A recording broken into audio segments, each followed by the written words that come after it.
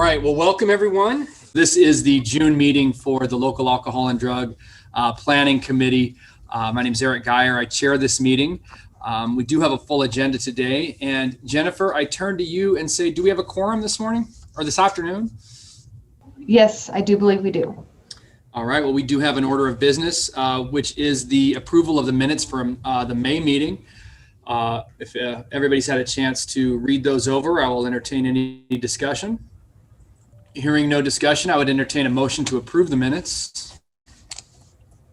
I'll make a motion. Justin Hahn has moved to approve the minutes as written. Do we have a second? Second. We have a second from Jack. All right. So Jennifer, do you mind doing a roll call vote on approving the minutes with members? Sure. Jack Adkins, Approve. Ron Dunn, Approve. Eric Geyer, Approve. Justin Hahn, Approve. Amanda Eisenhower,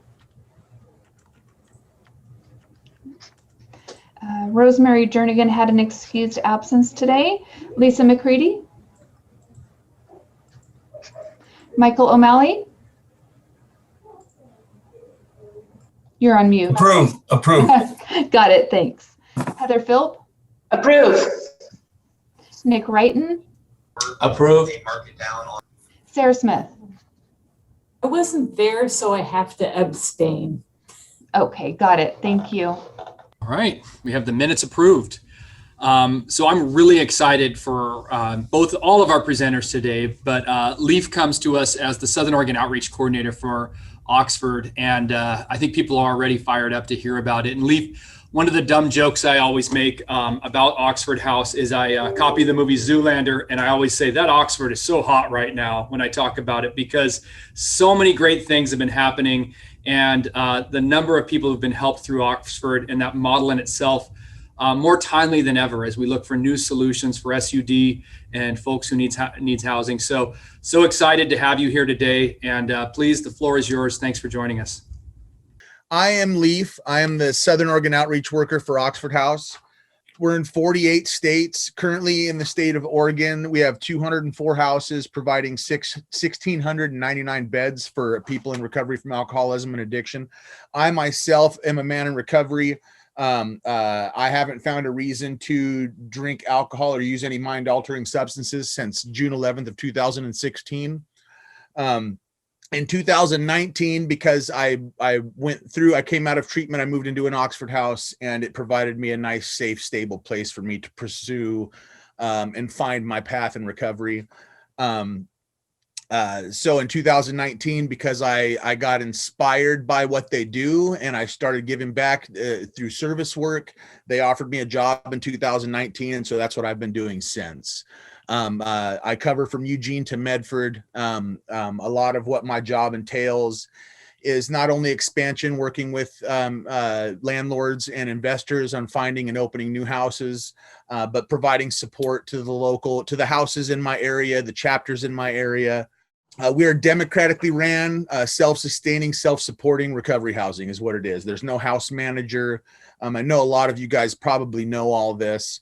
But yeah, we ultimately the inmates run the asylum, with some guidelines. There's the chapter committee that looks over and provides guidance. And then when they can't come up with a solution on their own, then they'll call me and then I'll come assist and whatnot. But I mean, it's really a design that works. It really helps people like myself find worth and find, just learn how to put one foot in front of the other and actually live in a society where we didn't know how to function quite before, so I mean, we learned how to pay our bills and we learned how to, be responsible and take care of things that might just come natural to most people.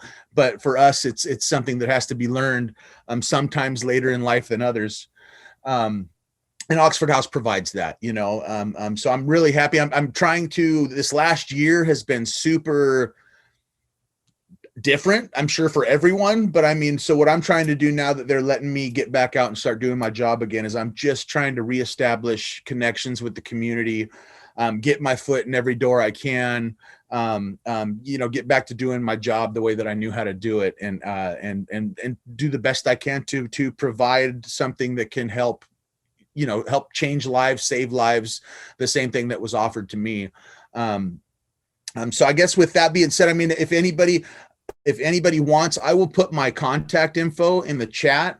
I am more than happy to be the liaison if anybody has any questions or concerns or is trying to get somebody into an Oxford house.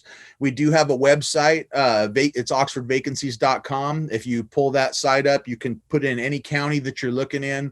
It will provide you a list of the houses, how many vacancies we have, a couple contact numbers for the house.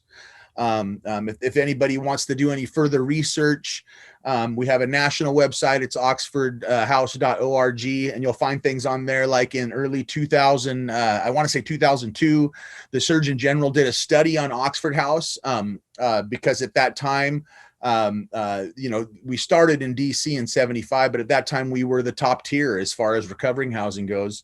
And the study that he came up with, which is huge, is coming out of a treatment facility, you have a 20% chance of staying sober. Well, if you move into an Oxford house and you follow all the things that they, the rules and attend your recovery based meetings and just, follow the model of the Oxford house, your chance, if you stay there for a year to 15 months, your chances go from 20% to 80% of staying sober for up to 5 years, which is huge, for people like us. That's outrageous. So yeah, like I said, I will put my contact information, my email address, my phone number in the chat. I want to thank you guys for having me be here. I look forward to attending this, in the future with you guys as well. And if I guess at this point, if anybody has any questions, I'm more than happy to answer any questions anyone has. Sarah. So I'm a person in treatment, and I'm doing pretty well. And I have, some bad stuff in my background or whatever that I earned. How do I get into the Oxford house, and what's going to be required of me?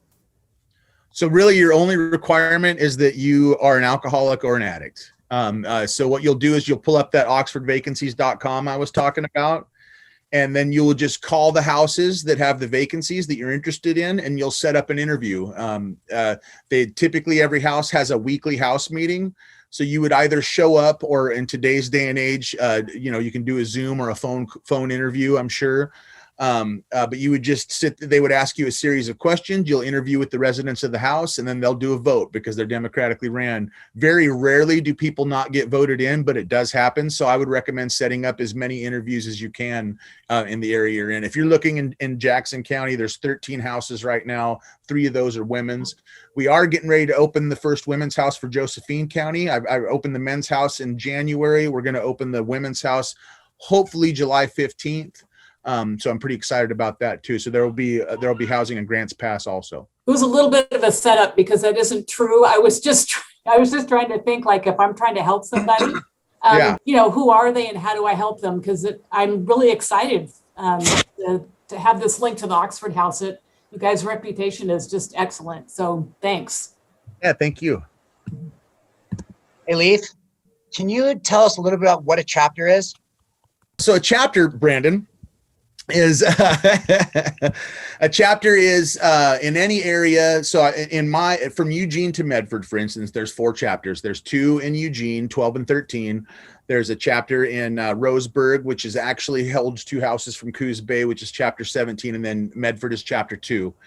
And a chapter is they meet once a month. The president from each house goes once a month to these, or via Zoom as it's been here as of recently. Attends a meeting once a month, and they will report on how many vacancies they have, if there's any conflicts in the house that need resolved, any number of things. If they have an issue with their landlord, or whatever the case may be, they meet once a month to talk about and to solve problems and all this. Well, there's also, they pay in chapter dues to the chapter. And what that money will go towards is, let's just say one of the houses in the area is at half capacity and it can't pay their bills. The chapter then will have a discussion and they'll make a vote to, give the house a loan or donate money to the house to get them on their feet. And they'll all come up as a plan with all the houses in the area as far as funneling new members there to interview, to get them back full up and running.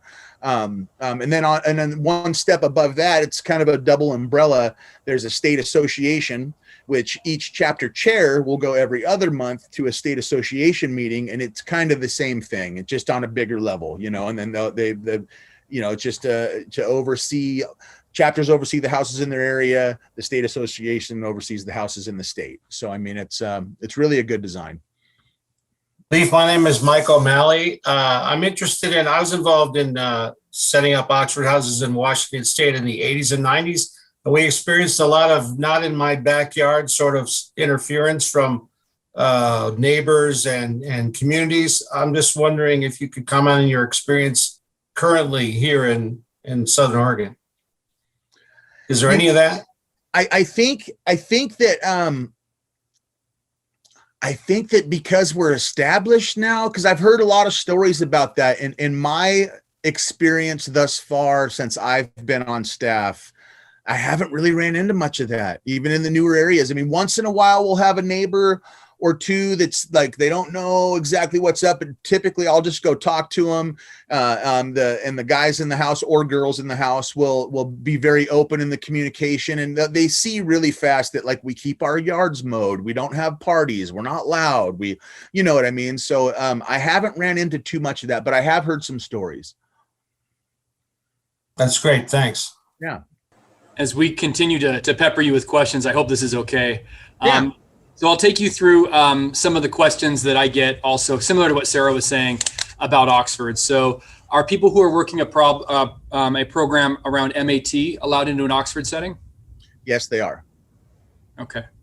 Are people with kids allowed into an Oxford setting? Yes, absolutely. And not all states are like this, but in the state of Oregon, every Oxford house is child friendly. Do people have to participate in 12-step groups to live in an Oxford setting? Not necessarily 12-step groups, but it is very common. I would say most, if not all, of the houses will require you to go to 2 recovery-based meetings per week while you're there. Something to pursue bettering yourself. You're doing great, Leaf. It isn't like the hot seat. I don't mean it to be, but I do all these things right. How about relapse, or if somebody uses while they're living in an Oxford house? Say that one more time. Sorry, the chat caught my eye, and No, that's all right. About relapse, if somebody relapses or continues to use or has continued use while they're in a house. So they are no tolerance. If somebody uses and or possesses while they're in the house, they will get a 24-hour notice of eviction. They can, however, re-interview after 30 days. But because of the nature of what we are and to keep the family safe, inside, we have to, if somebody's drinking or using, we have to ask them to leave. And then Guy could go all day with this, right?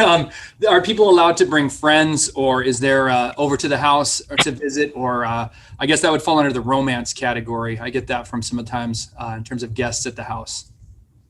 Yeah, you can bring, as long as, so the requirements would be that they can pass a UA. That they're clean and sober. You can't bring anybody into the house that wouldn't be able to provide a clean UA. But yeah, you can stay out 3 nights a week. Once there's usually what we call a blackout period. So somebody will move in, and it's most common that for 30 days, and it's just to get acquainted with the people in the house. For 30 days, they can't be out past 10 o'clock at night. Some houses, it's midnight on the weekends, Friday and Saturday. But after that period, after that 30-day period, you can be out 3 nights a week. You can have a guest over for 3 nights a week. And you can have, you can bring anybody over if they want to have dinner or whatever the case may be. But like I said, they just can't be loaded. And if anybody asks them to provide, for a UA, they would have to provide a clean UA. Otherwise they would have to leave. Gotcha. I realize these are kind of prying, but I'm so fascinated by this model. We actually have a loop of videos from people talking about their lived experience. And one of the videos is a person saying, when I heard that 80% of people who go through Oxford for a year stay clean, I gave it a shot. So that study you mentioned influenced that person to the point where a big part of their recovery was like based on that, which is really cool to hear. And then I also heard you say that there are 13 houses in Jackson County. So is that somewhere around 52? Is that about 60 beds in Jackson County that are Oxford within the houses? Yeah, I mean, that's a good guess. I could give you a more accurate number, Right. but yeah. I just think when we look at On So- average, between like 8 to 10 people per house, something like oh that. wow, so Yeah. quite a few then. Yeah. That number of resources where housing is so scarce, and this population that we're working with is often very difficult to house and find resources. It's just incredible that this exists, and it really asks nothing of the government or anybody else in terms of funding and investment. It's pretty incredible. So, yeah. I'd like to comment though and ask Leaf if you could jump in. Again, I was really heavily involved in the 80s. I'm really pleased to hear that you got kids allowed now and all this other stuff, but the expectation still is that someone has been to treatment, and when they're interviewed by the Oxford House group, there is a difference between treatment, primary treatment, and this recovery house thing. So that philosophy is shared, correct, Leaf, in the beginning? As far as someone having to have been to treatment? Yes, and the expectation that it's a recovery house living environment, family, as opposed to a primary treatment experience. Yes, absolutely. And it's not necessarily true, and it may have been back then, but it's not necessarily true anymore that someone has to have been through treatment. Okay, all right. Yeah, they just have to want to be sober. You know what I mean? That's really all it is. Yeah. Good. Yeah. Leaf, I have another one for you. What does it look like for rent?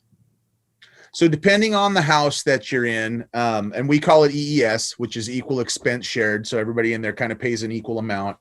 It really just depends on the house and how many residents that it holds. But typically I would want to say in Southern Oregon, you're going to pay between $375 and $450 a month. Thank you. Another thing I want to let the LADPC know that we refer a lot of people to Oxford over here. And if you guys know anybody that's trying to get in, we do have applications, and I know where all the houses are as well, and I can take them there as well. Just want to let you guys know that. We do that here with Reclaiming Lives. Are there usually waiting lists to get in? And is there any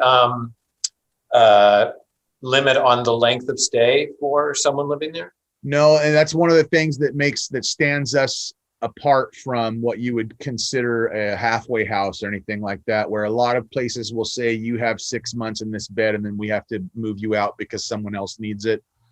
With Oxford House, we will open more houses to provide more beds. So once you're there, because people recover at different rates, so once you're there until you want to leave.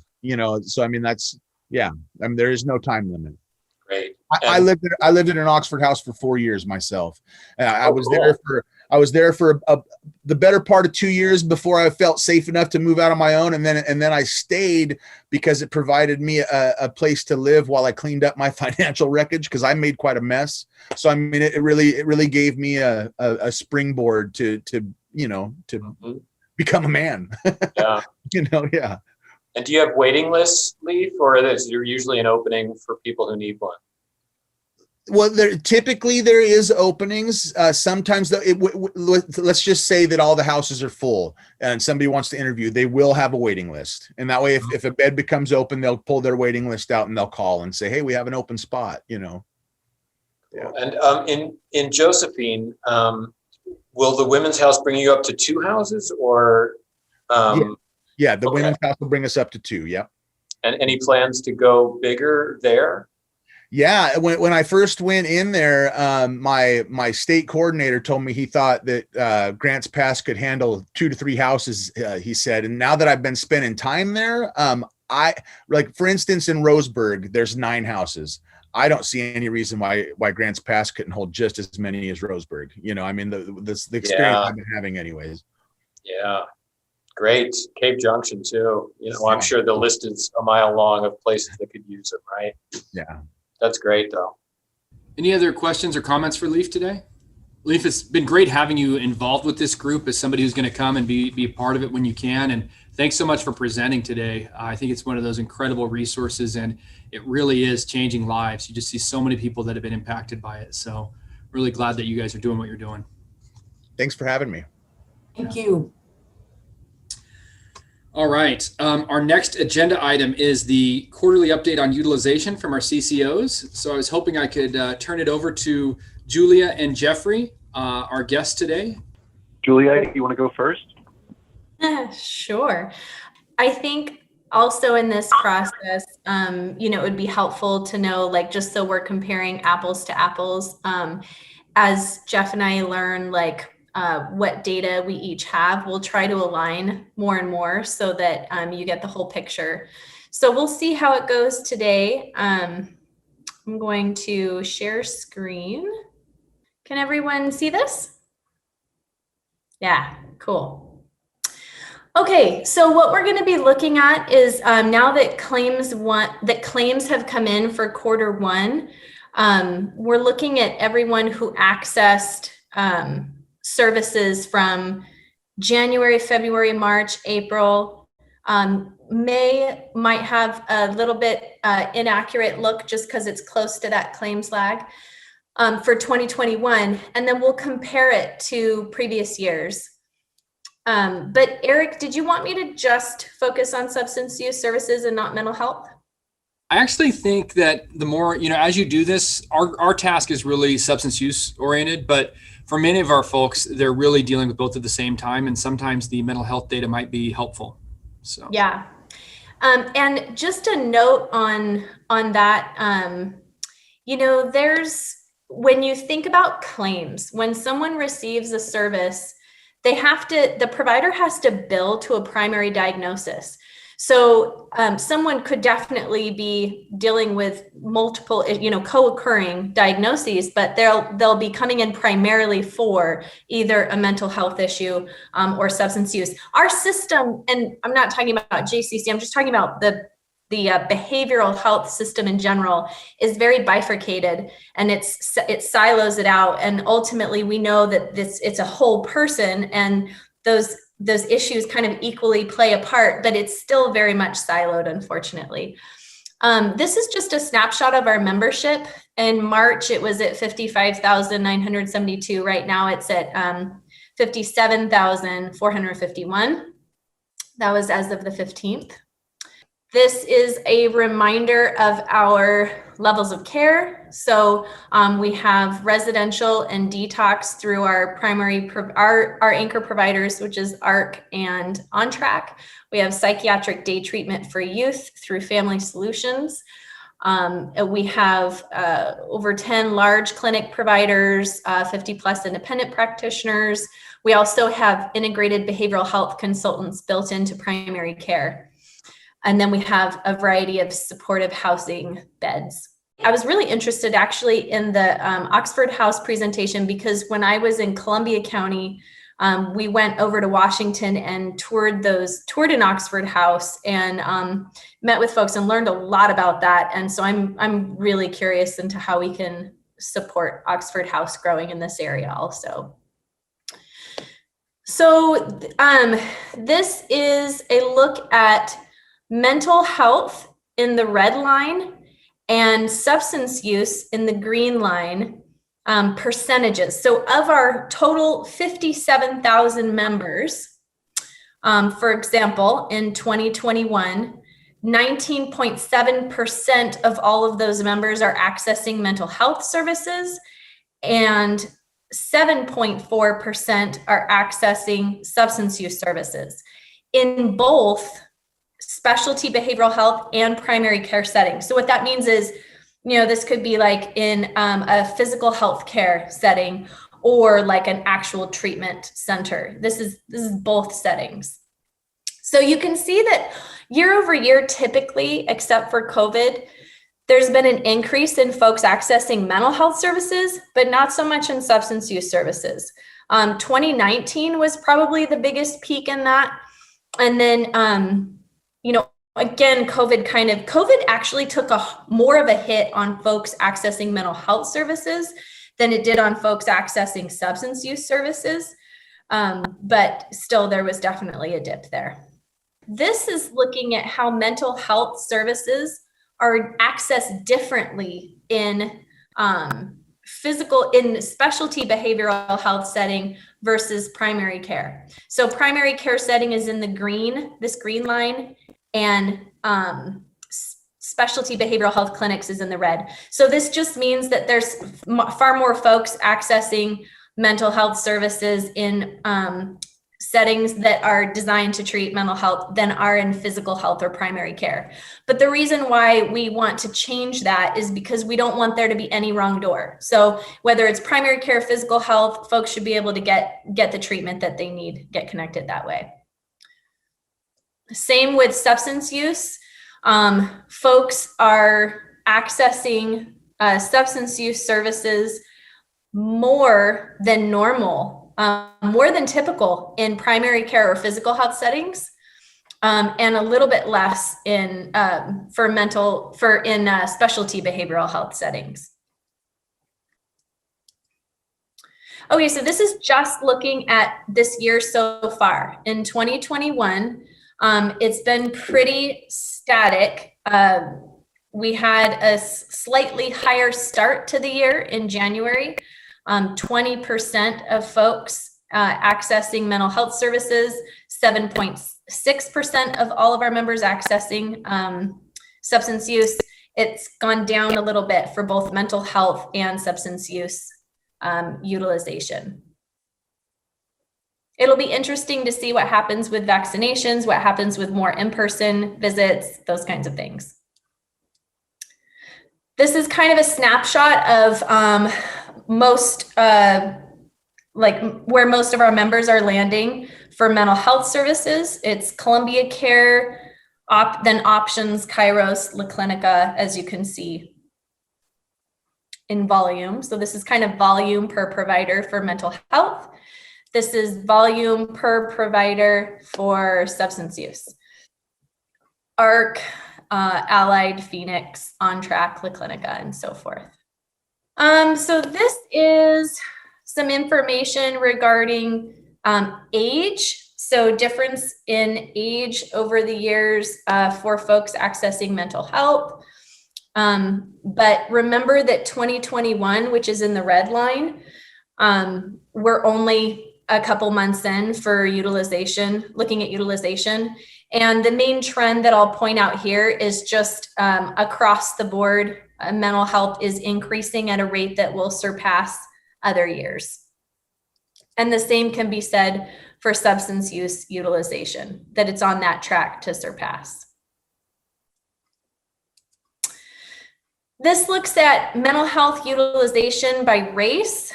The orange bar in the middle is 2020. The yellow top bar is 2019, which you can remember was kind of highest utilization. And then the red is where we're at so far for 2021, considering that we're only a fourth of the year. There's a lot in the other category and not provided, and we don't have any good data on what that means. Really, it's across the board kind of an issue when collecting data on race. Substance use utilization by race. Again, 2019 is in the yellow, 2020 in the orange, red is 2021. So of all the members, again, how to read this is of all the members accessing substance use services, for example, in the first, I'll just use the first column as an example. In 2019, 8% of those were American Indian or Alaska Native. And then it's decreased. Okay, so average length of stay in residential last year was 36 days. Average length of stay this year is trending at 29 days right now. We know the more clean time, the better. So we hope to see a slightly longer average length of stay there. Also, this is deceiving. This looks deceiving. These numbers of 97 visits and 89 members in residential thus far is basically, again, that's only a fourth of the year. And for the whole year it was 307 visits. So it is on track to surpass that this year in residential stays based on the fact that we're only at a fourth of the year. And this just shows the difference per provider. So for on track, our red line, that's how many members that they've admitted into residential. And as you can see, this being only a fourth of the year, both providers are on a path of going to be serving more folks in residential this year than in last year. This is interesting. It's member visit ratio per setting for detox. So if you look over to the left first, for ARC serving, providing detox in their setting, it's an average of 1 member per 1 visit. But in the ER, it's an average of someone going there twice. So 1 person on average goes there multiple times. And in inpatient, 1 person on average goes there 5 times. So this just kind of shows that ARC looks like the most effective setting for providing, probably providing a little bit stronger discharge and follow-up and transition support for folks to reduce that recidivism. Again, these numbers here are definitely on track to surpass what they were in 2020 based on it being only a fourth of the year. And you can see ARC is in blue, the green line is inpatient, and the red line is ER. And that inpatient line, again, is deceiving because it's members served, but not necessarily how many times they go back. And we don't want folks going back that many times. Okay, last slide is emergency room utilization. This is rate per members because our membership changes every month. So we do it in rate form so that you can look at a trend over time. So the highest year of emergency room visits by folks who had folks who were suffering from a mental health diagnosis in red, that's the red line, and folks who were suffering from a substance use diagnosis in green. So the highest year of utilization in the ER was in 2017. It decreased drastically until 2019, continued decreasing in 2020, and we have seen an uptick with folks who have mental health diagnoses, but continue to see it kind of stay semi-stable, a little bit of a decrease with substance use. What I'm going to show you is, a pretty pared down version. It's not unlike the data that I presented last time in terms of the categories. We did add a couple of pieces of data based on some of the feedback and questions from the group last time in regards to what percentage of folks showing up in the ED are already engaged in substance use disorder treatment, and what percentage are engaged and assigned to a PCP who are showing up at the ED. So we'll talk a little bit about that. Then I'll just quickly show you a side-by-side between last quarter and this quarter. So this is for quarter 1, January, February, March of 2021. The all care membership just under 16,000.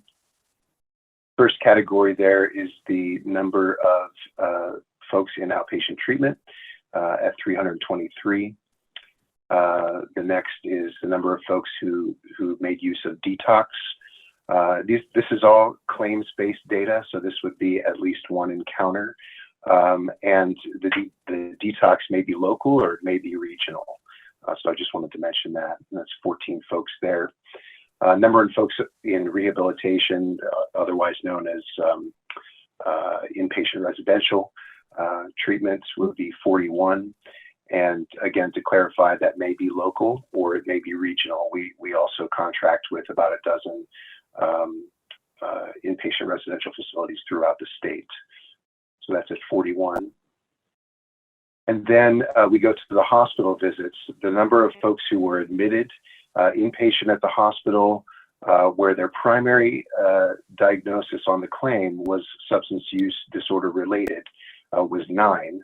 And as I said last time, if we were to say the secondary or tertiary diagnosis was SUD related, that number would jump exponentially, right? So that would be folks who come in for a broken arm or a fall or a motor vehicle accident, where the secondary or tertiary diagnosis would be, alcohol intoxication or other stimulant abuse, uncomplicated, etc. But for the ones with the primary SUD diagnosis, that's 9. And then for the ED visits, again, where the primary diagnosis is substance use disorder, that is 71. And that number would also grow if we sort of opened that up to secondary and tertiary diagnoses. And then of those folks who showed up at the ED, the percentage of those 71 folks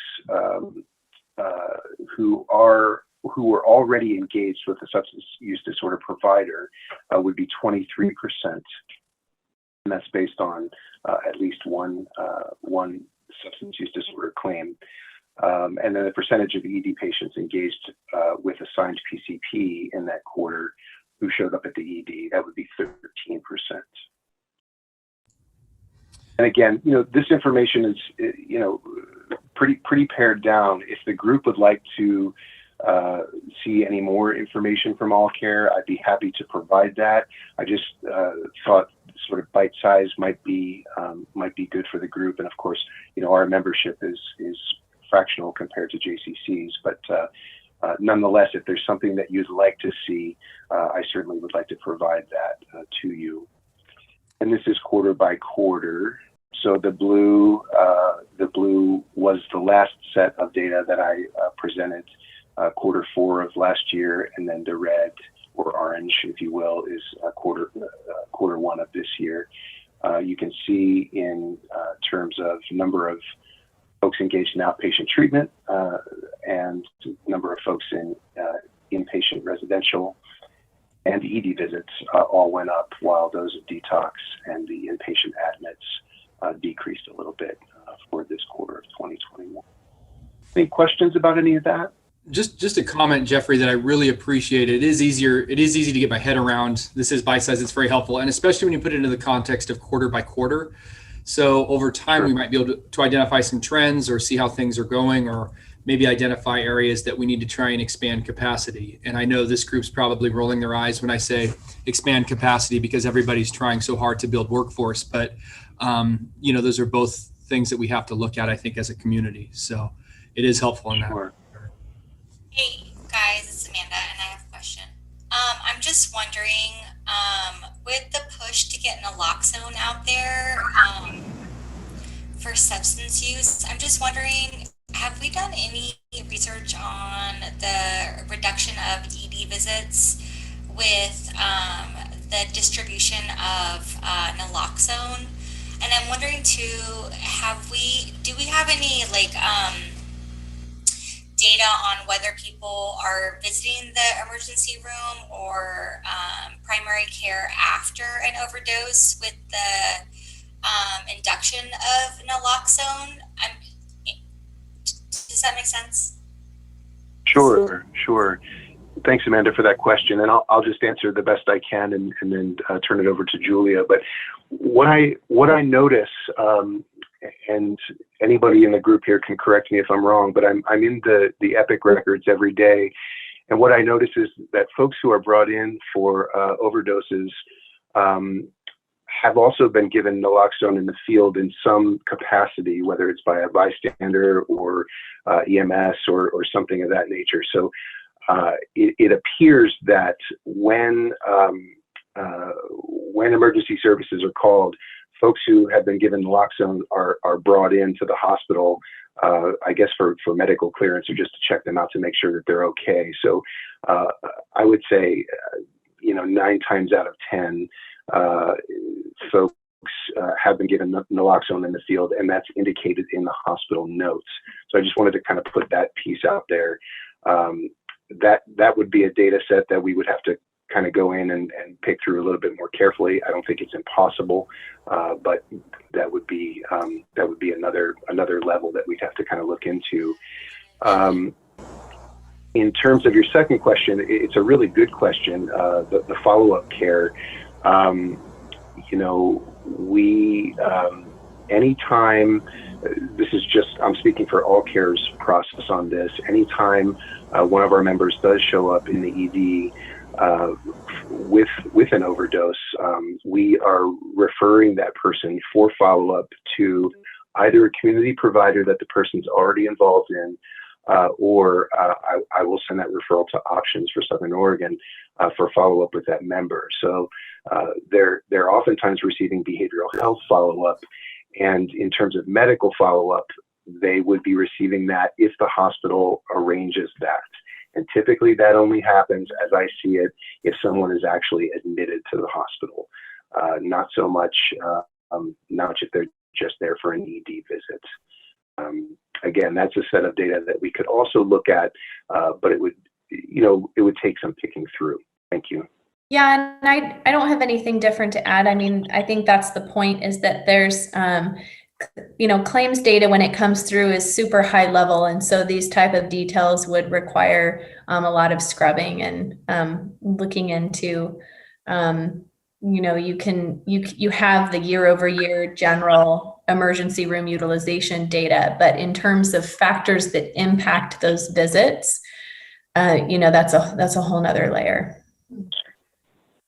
So it's Amanda again, and my connectivity is not stable. So I lost a little bit of the responses, and I just thought that I would pose the question to the group of whether or not there's like cross analysis between the county, like Jackson and Josephine counties, and their naloxone and harm reduction model and prevention models with like the state CCO coverage for ED visits. For example, like if the county is handing out naloxone and clean needles at such and such rate, and then we're having ED responses, emergency responses,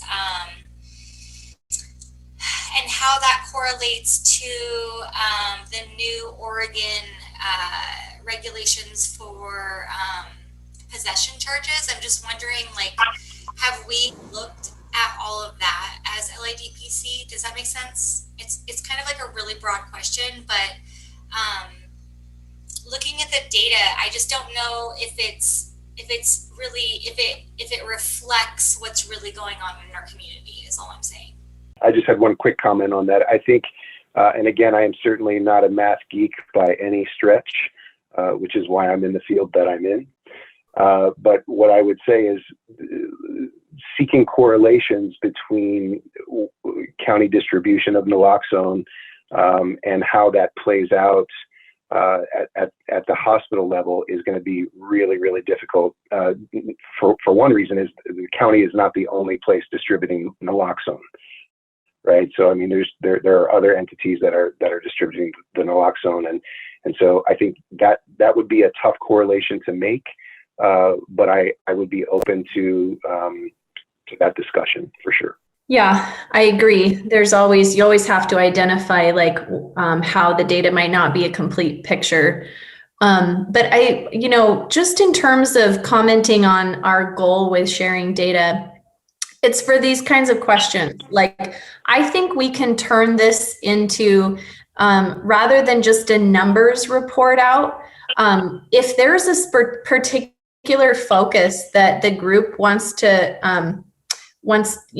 propose for a certain quarter or by the end of the year or whatever, that Jeff and I can work on, and or providers in the room as well, in terms of looking at their own data to share. But if there was a project that we wanted to focus on in terms of how, what we want to look for with utilization or the correlation there, that would be something. This is an example of it. I'm not saying that that's what we're committing to, but this is the type of thing that we want to do as we grow this data sharing goal and activity. Is there a scope we want to narrow down, as opposed to just just straight across the board utilization of services.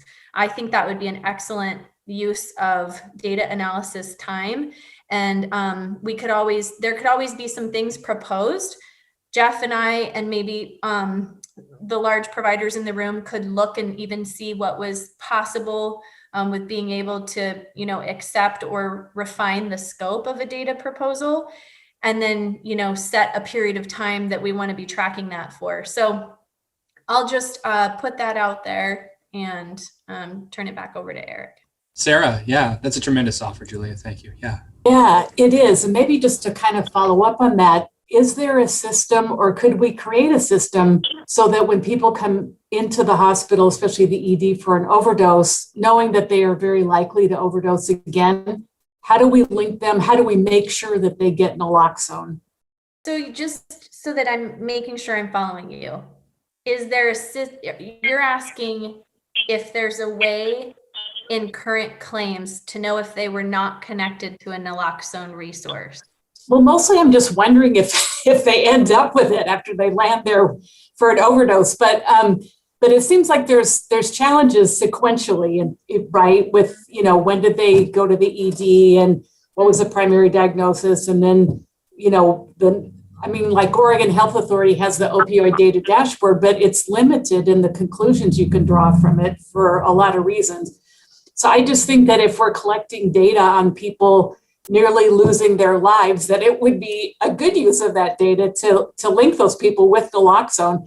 But, in a sense, easier said than done, right? Like there needs to be a system to do that, but that could be a really good use of data if someone landed in the ED, and then is there a naloxone claim after that, or were they linked with a community organization for which there wouldn't be a claim?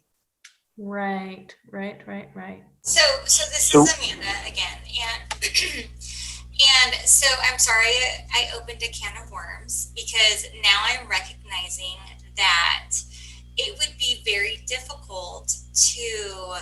So my initial question was about the data and about how it reflects what's going on in our county, because now if you get caught with under a gram or whatever of meth or heroin or any other controlled substance, there are lesser charges and lesser consequences than there used to be 10 years ago, 5 years ago.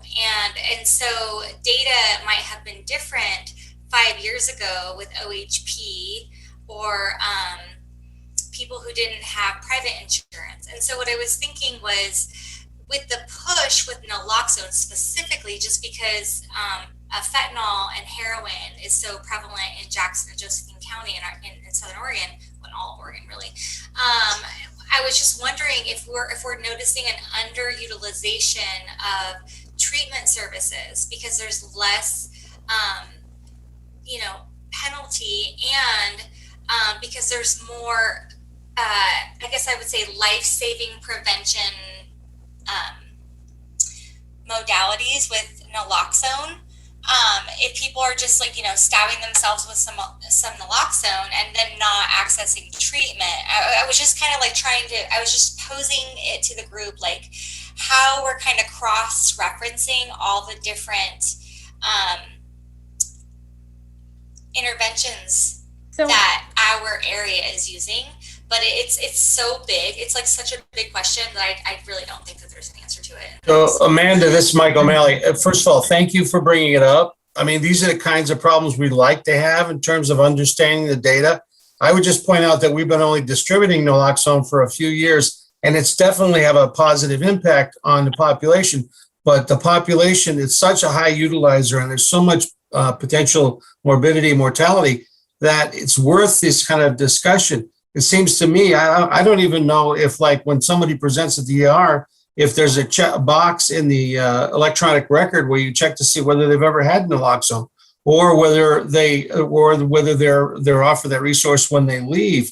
That's the kind of information we need to have to be able to impact this really high utilizing and sadly unhealthy group. So if they've been there before, like if they're a repeat offender and they have the diagnoses, they have the history, they have the track record in their medical record, and how many times they've been offered it, and how many times, I mean, it's like, how do we track whether or not our interventions are serving our population, or whether or not like we're kind of not necessarily enabling them, but I mean, preventing death for sure, but like how much our dollars, our state funded and federal dollars, are serving our community is kind of what I was getting at.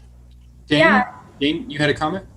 Yeah, it's not that hard to collect data. I mean, we use a model with our syringe exchange clients that every client that comes in walks out with naloxone. That's how it is. You know, they're at risk of an overdose. And really, I mean, the collecting of data is not that hard. You know, they're patient with us and that collecting. You know, we're trying to modify our refill, but that's how we know how many overdoses have been reversed. That's how we know how many have been lost. But I think, does that connect with the big data systems in the hospital though? I think that's where it's not there yet, but that's where it needs to get. Yeah. I mean, that's what needs to be fixed, you know, but I think you're right, Michael. Why not have some boxes on those forms when they're exiting the hospital? Why are they leaving the hospital without naloxone? There's a pharmacy in the hospital that's money. You know, that should be just ran right through and they should be walking out with naloxone. Totally agree. That's my model. You know, I mean, I'm just, you know, I'm not meaning to stir things up. I really think naloxone.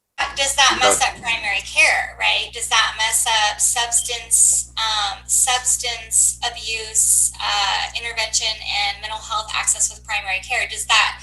So, I mean, it's these large questions that I don't have answers to that I thought I would just pose to the group. Well, I think it's a good example, though, of how a council like this informs large system workflows, at least in recommendation, right? Like, you know, we can't force anything, but it's like having subject matter experts come together and identify gaps in the information picture, or, you know, in the way that we can assess, you know, where and how we're having impact. I think that would be an example of a great recommendation that we could continue to like figure out and formalize.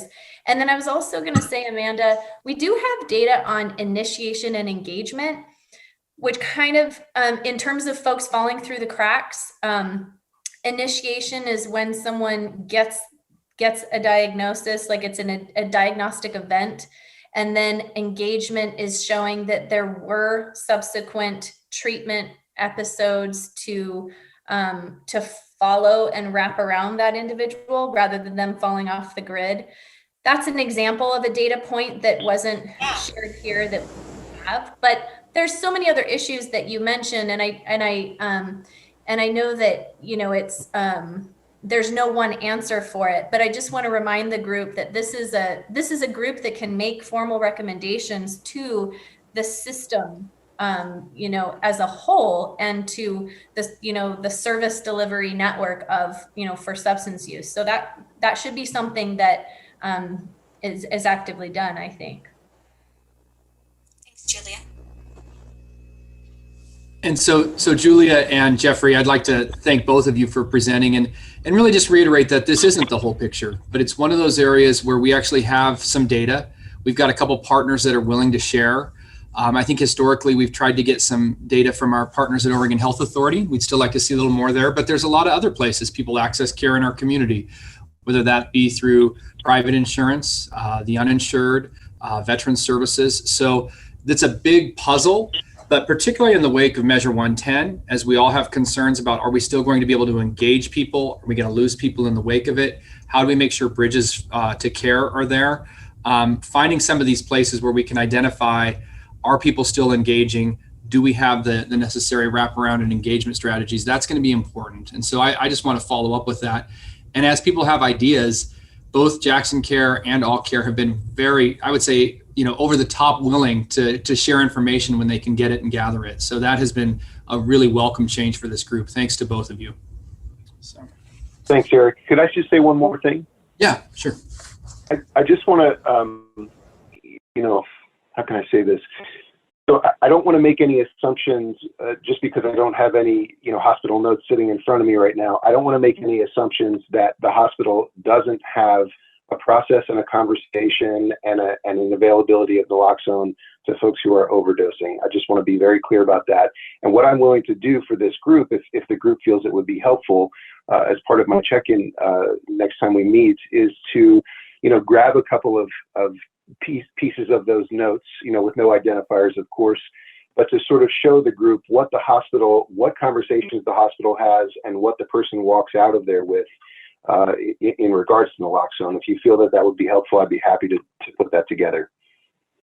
Jeffrey, I think we would really value that. That'd be great. I know in the past there's been various procedural problems for them, like if their pharmacy was open, was it staffed? It's always the devil's in the details. But I'd love to help with that. Maybe JCC could help with that. I think you guys have some leverage on that. So it'd be great if people want to take a look at that, even just to see where we're starting from. So Jeff, are you just saying basically to pull a cohort of individuals to examine their hospital experience? Well, what I would do to just keep it really simple, and again, I wasn't signing JCC up for anything. I was just sort of saying, like, I'm certainly willing to do this for the group, is I would just go into my spreadsheet, look at the past, I don't know, dozen overdose presentations at the hospital. I'd go into the notes in the hospital notes and just sort of see at the end of the note what kind of discourse or conversation was had about access to naloxone, and if the note indicates that they're leaving the hospital with naloxone or not. I do recall, I read enough of these notes that I do recall there is information in there, but I don't have it at my fingertips at the moment, so I didn't want to just try to pull it out of a hat. So I think that's yeah. Go I ahead, think Julia. that's a great example of like a more focused data ask for next time. I'd be happy to do this. Are we looking just at first quarter of this year? It might be good. I think if you and Jeffrey, if there was a way you guys could kind of find out, because the Q1 data will be very clean and you'll be like, this is the actual time period. There shouldn't be lag. And then it will give us a pretty good picture of what our current practice is, I think, too. And so it's also, go ahead, Mike. Also, if you pull Q1, we've already been in the process of doing naloxone for a couple of years. So that would really be a good, more recent data set would be more valuable given the amount of naloxone that's been out there. And one of the things I'd look for if you're doing that chart review would be, what the emission note said about naloxone, whether it was on board, anything at all to do with it, to see whether or not the concerted effort we've made over the last couple of years has made a difference. Yeah. Sure. No, this is great. That's exciting. And I'll connect more with Jeff online to make sure that we can give a real apples to apples, report out, providing the same exact information. And again, like I love this. I think this is exactly like the way that we wanted this data project to roll, is that, if there were specific asks. So Amanda, you definitely didn't throw a wrench in the process at all, or like open up a can of worms. I think it's, there's ways that we can focus and just pick like this, like one way to look at things and acknowledge that it might not be totally complete. But I think it's a great recommendation. And then Eric, just in terms of like, as we move off this agenda topic, could Jeff and I just give our CCO updates now instead of? Yes, absolutely. And I'll make a note that you are not accepting Amanda's apology, basically. You're actually grateful. Okay. Just wondering if when you guys do analyze the data, if we could get information from Jackson County and Medford and Josephine County arrests with possession. I mean, I don't know that it really pertains to treatment, but with the reduced consequences, I'm just wondering like what the correlation between like law enforcement and treatment intervention. I don't know is that like super off the board, Eric? No, in fact, it's funny you should say that. At our local Public Safety Coordinating Council meeting earlier this week, we had the Criminal Justice Commission report on Jackson County arrest trends regarding possession of controlled substance and comparing it to the rest of the state. And so I think that there are so many opportunities we have as we look at a health model, but there still are concerns about moving away from the criminal justice model, that the health model may not be fully ready to pick up that piece. But it does give some context. That's what I'm thinking too. I mean, it's just, I'm just like throwing it out as a seed to sprout. Yeah, we can have some conversation and it provides some context. So I would be happy to invite Kelly Officer to one of our next meetings too. I think, Julia, you heard her present, and she's a very good presenter. So she's also, she appreciates questions like Amanda's because she has a curiosity about her data as well. So we can look at that. So thank you, Amanda. Honestly, I know I was giving you a hard time earlier, but that was a really nice conversation that spawned from that. So thank you. No problem. I'm done. Thanks, guys. And Julia, if you want to start, we'll go ahead with Jackson Care Connect, and then we'll go to All Care for CCO updates. Yeah, thank you. So our biggest priority right now is supporting providers with the workforce shortage. It's just kind of an unreal situation right now for providers, and we've Care Oregon set aside $7.5 million to provide, for our statewide network. And in Jackson County, we have supported our anchor SUD and mental health providers thus far with about 1.3 million in extra funding that is going towards creating more parity in wage, helping folks who are on the ground floor and really getting burnout, helping to incentivize them, filling staffing gaps so that we don't have access issues, wait lists. There would have been programs that would have closed down, because of all that. And so we've just really wrapped around providers in supporting them that way, and also looking at other issues that are impacting the workforce. We're looking at how we can support universities as they fill the pipeline of new staff who can help. We're also putting a lot of effort towards the development of gaps in our resources, training, and recruitment for peer specialist positions, certified recovery mentor positions and whatnot. And looking at childcare, how we can support childcare needs that employees have. So we're doing a needs assessment for all the providers on what those childcare needs are in terms of age groups that's been impacted by COVID. And so that's a whole project in and of itself. And then I would say on top of that, we're looking at, right now for CCOs, they're getting information on what their metrics are going to be for 2022.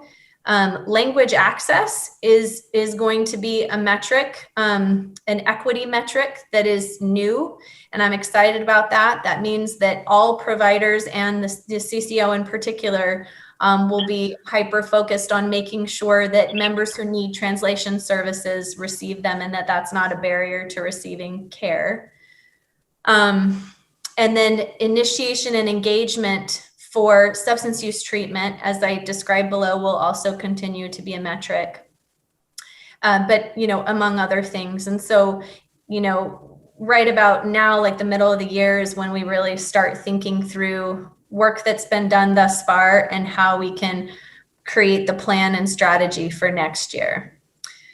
And those are really like high level overviews that I had. If anyone had any questions, I can turn it over to Jeff. Thanks. I actually don't have a whole lot to say. I think, we're hopeful as the COVID restrictions start to peel back a little bit. It'll be interesting to see both anecdotally and in the data how that impacts access to service and engagement for our folks. So we're definitely looking forward to getting back to some in-person contact with our members and providers. And did I have anything else? Oh, I just wanted to mention, I have made several referrals to the Prime Peer program. So I really appreciated Jordan Shin's talk on that program. And, you know, as many of you know, we have several folks who are absolutely resistant to any discussion about treatment or medications or anything. And I'm really looking forward to seeing how the Prime Peer program can slowly but surely wrap themselves around those members and, you know, see what kind of success they can have with them that other entities have not. So I just wanted to make mention of that as well. And that's all I have, Eric. That's a great report out, and certainly for some of those folks for whom there aren't other resources, that is really incredible that they're there for that. So thank you for sharing that, Jeffrey. Eric, do you want me to share at all about the Crisis Response Project? Yeah, love to hear about it. So for those, I don't know if anyone in the room has heard about what came from the listening sessions last year with folks who had lived experience with our crisis, our crisis service, continuum of crisis response, whether that's law enforcement, other first responders, behavioral health. There were listening sessions that came along with last year's all the events that happened within the social justice movement and, the stress with law enforcement and whatnot. And that culminated into a community stakeholder and professional / provider stakeholder group that got together to work on improvements in how we enhance crisis response from a compassionate behavioral health trained lens, to ensure that folks were getting their needs met and not landing, in an inappropriate setting or adding to legal consequences when really they need mental health treatment, et cetera. So this group started forming at the beginning of this year. And it's really been an interesting process because there's no sole funder, there's no sole authority figure. It is a Jackson County, and I'm not talking about the county office. I'm saying it's our regional issue and our shared problem and needs to be a shared solution. And it crosses so many streams of different providers, so many possible funding sources. And it's an opportunity to really take a step towards walking the walk when it comes to equity and inclusion, hearing member voice and member experience, and aligning in a positive way side by side folks who are receiving services with folks who are delivering and providing those services. But that, as you can imagine, is an extremely tense, awkward, challenging, difficult conversation to have because those two worlds they're not similar. And so while there needs to be alignment, the process towards alignment can be tricky and complicated. Ultimately, what we want to have happen with this group of equal community representation and professional / provider representation is we want a plan. We want a plan for how we can take action on improving the system. But, we're still learning how to interact and align and make sure that we're centering voices that have long been marginalized and swept to the side. And I think for some professionals and providers, that's more difficult than for others. And so JCC, All Care, Jackson County Mental Health, Deanne Everson with United Way, many of our providers are really putting forth a lot of effort to make that alignment happen. But I'm really excited about the project, and I hope that the professionals that we've invited to the table will continue to be part of the process, because I think it'll speak volumes for, you can talk the talk as much as you want about how it's important to listen to folks' experiences and to center voices that have been marginalized throughout history, but until you actually do it and go through the just the difficulty of having those crucial conversations and making space and time for it, then you're not really walking the walk. And so I'm excited for our group and our county to expand participation in that process and to be working on that issue. And I'm sorry, can you repeat the name of the project? Yeah, Crisis Expansion Project. And So is it just for like Medicaid members? no, And, no, it's not. Is it for private insured people too? Yeah, that's a great question. So everyone's acknowledging that anyone who uses the crisis response system is coming from like who knows what background, right? They may or may not be a JCC member. They may or may not be all care. They could be wealthy, you know, private insurance, you know, they could be Eric Geyer could be accessing mental health or substance use. Mental health, substance use. Yep. Okay. It's about the folks who are impacted by our crisis intervention, you know, continuum of care of all the folks who provide crisis intervention services, law enforcement, EMT, mental health response. It's about all of that. I'd love to hear more about it. Is it new? Fairly new. It's just this year. It's just this year, stakeholder group, and we have a meeting coming up on the last Tuesday of the month. So I'm going to put my email in the chat, and then folks can email me if they want an invite to that community meeting or just more information. Thanks, Eric. Thank you for sharing that, Julia. Important work. It is a big project that has had a lot of energy behind it. So moving on to local treatment provider updates. I also had Justin Hahn request a quick blip under a local treatment provider update to give us an announcement. Justin, is that still true? It is still true.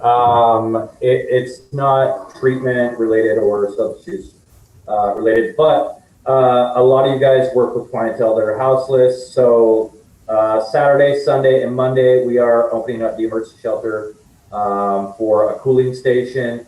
That's going to be open from 12 to 8 at the senior center.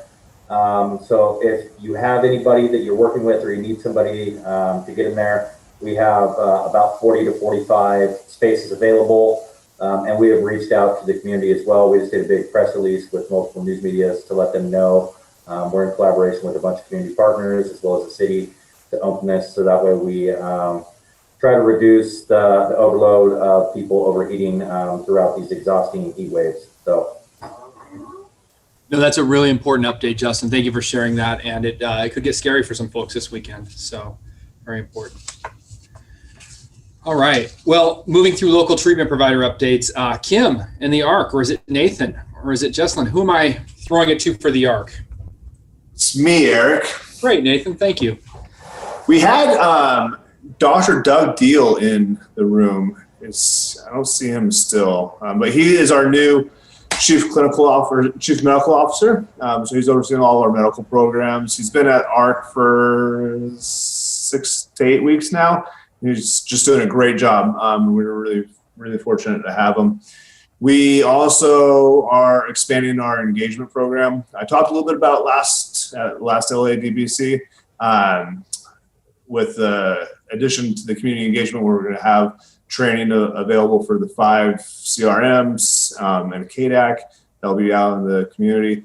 That is going to eventually grow to be 24/7 response. And so we'll hopefully have people at the EDs and different primary care providers in the community. We most recently increased our detox beds to 8. We were at 6, I believe.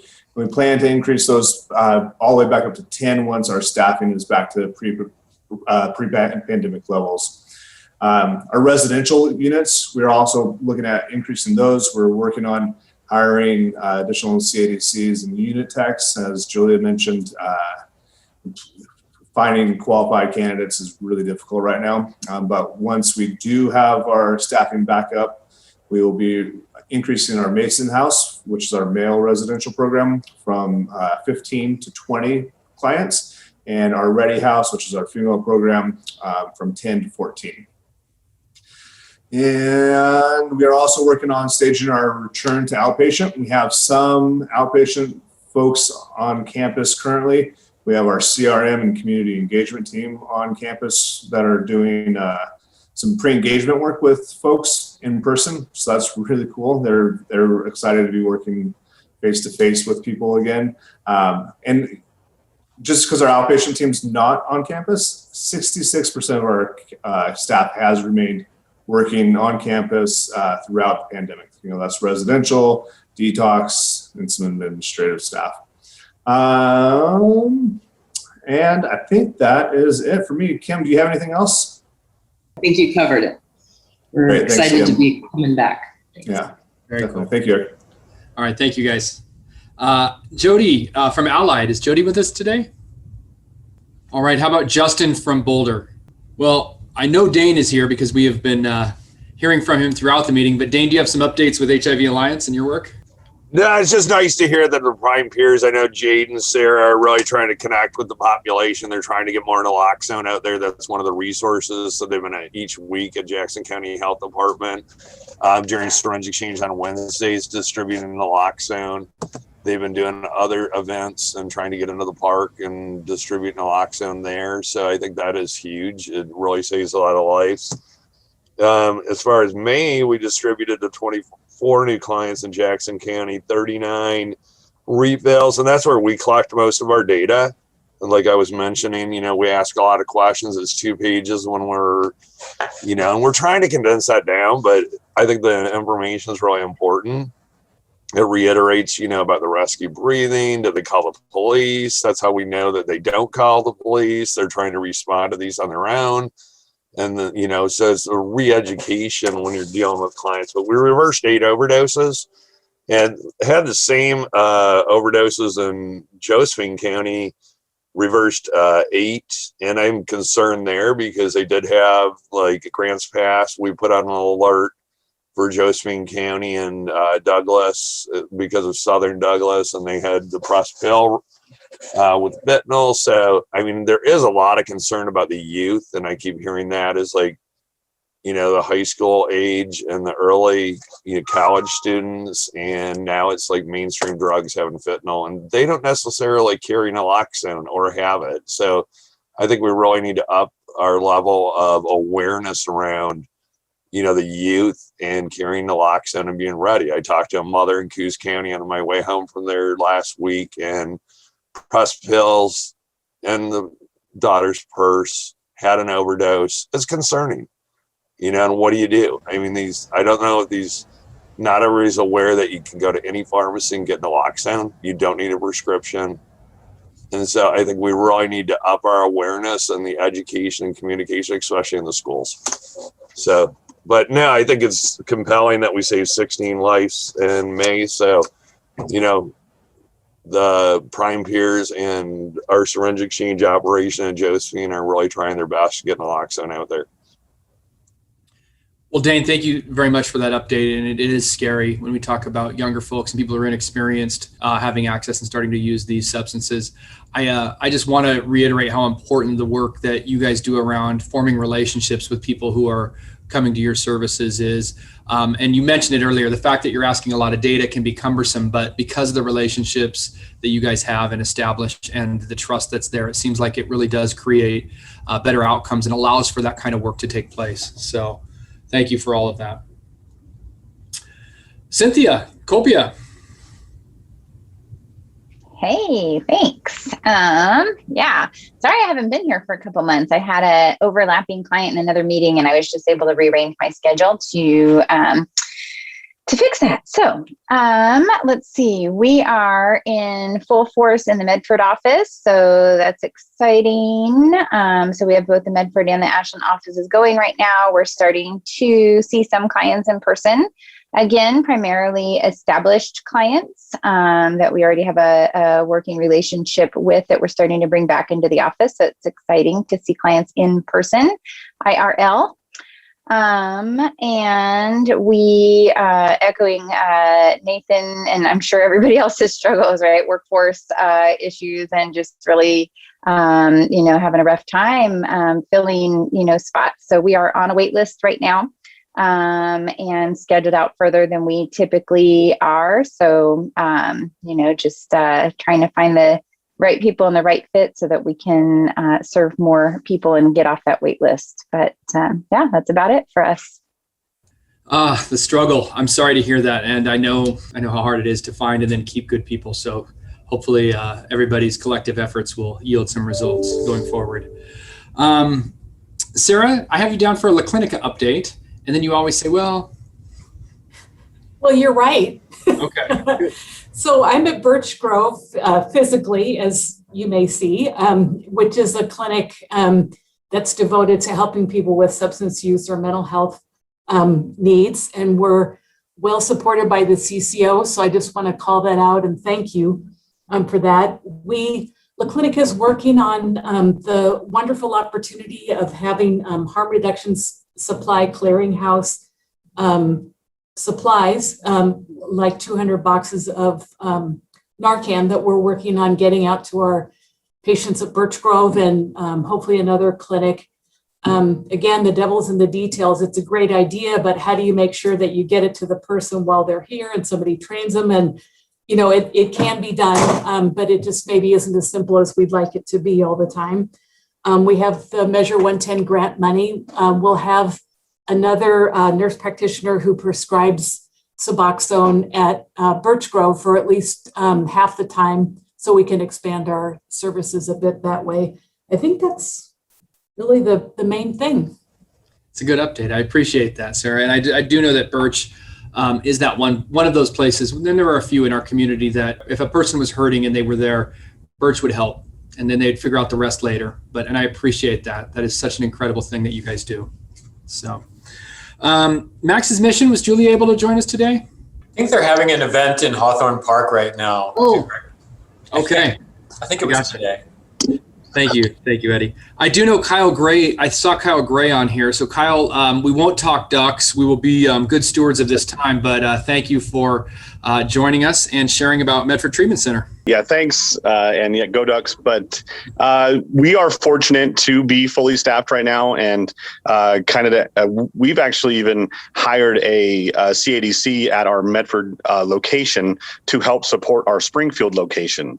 So we're kind of trying to be creative throughout our organization on how to support some of our other facilities. We're not sure how it's going to work yet, but it's a kind of a pilot thing. We are trying to, as Dane mentioned with the press pills, we're trying to get education out to our clients. It's really important with our population, as it is with all of them, that we do provide the education. We've passed the overdose alert out. We want to keep our people as safe as possible. The biggest update I have is we started a contingency management program in February in conjunction with Oregon Health Authority. And that data is going to be presented in the Region 10 Opioid Summit. And they've asked me to speak in that summit. So I'm kind of excited to be part of that and share some of our experiences. The contingency management program that we're doing is around stimulant use, which is something that's different for us. So especially being opioid focused. So I'm excited to be part of that. Kyle, with all due respect to Region 10, I would love for this group to be able to hear that report about contingency management and what that means for the work you've been doing. It really is an exciting practice, and I would love to see what you guys are learning about it. Yeah, and if maybe after the summit we can, there's 4 of us on the panel. So once we go through once we go through the material and do our presentation, I'd be happy to propose that we bring the same information, back to this meeting. Absolutely. That'd be great to hear. So when the report is ready, we'd love to hear from it. I think it's something that could impact the way all of us do our work. So thank you. Yep. Appreciate you, Kyle. Thank you for that. All right, Kristen from Oasis. Hi, everyone. I'm on the phone today. So first off, thank you, Leaf, for the Oxford House update. That was really helpful. Some updates from us. We hired, or from the Oasis Center, we hired a second case manager, and we're currently recruiting for a peer. So they're going to support all of the Oasis services, but also provide outreach and engagement for our prenatal program. We've expanded some of our parenting groups and supports, and we're really pleased that we just partnered with Nathan Beard supporting employment for our Oasis patients. So that's been a really nice addition. He's been coming into the clinic. So those are our updates. Thanks, everyone. Those are great updates. Always great to hear about Nathan's work in the Valley. So, and Eddie, on track.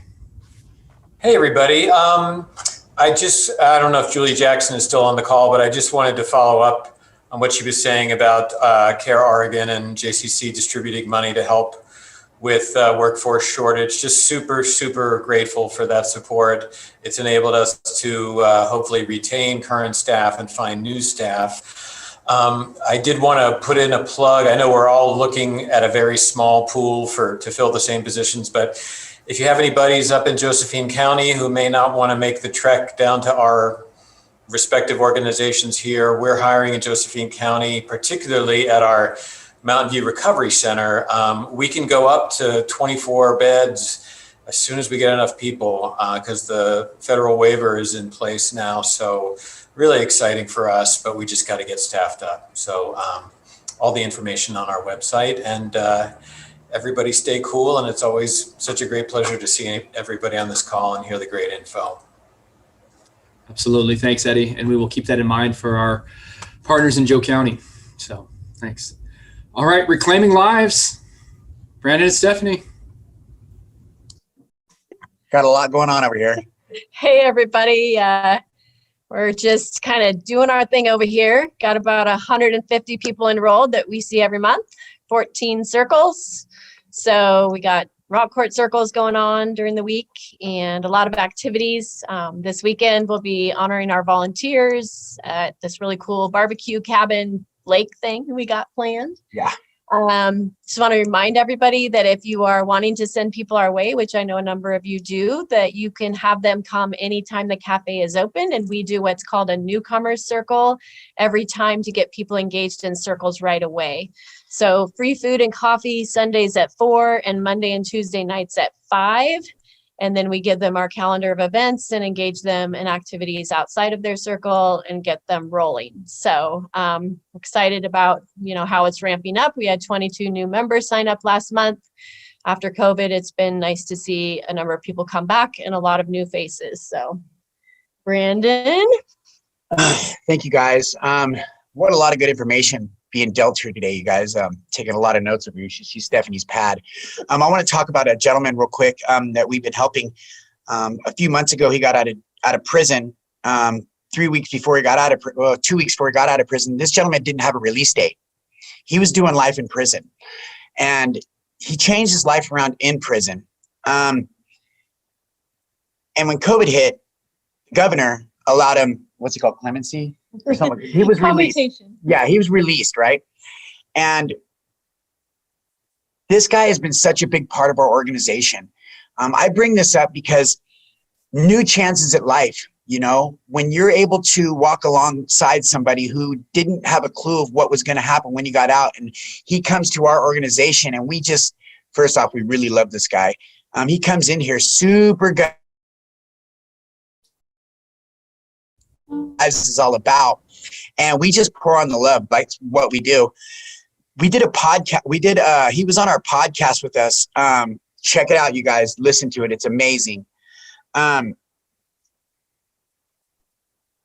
way this guy has turned his life around and being willing to open up to our members is mountain moving, you guys.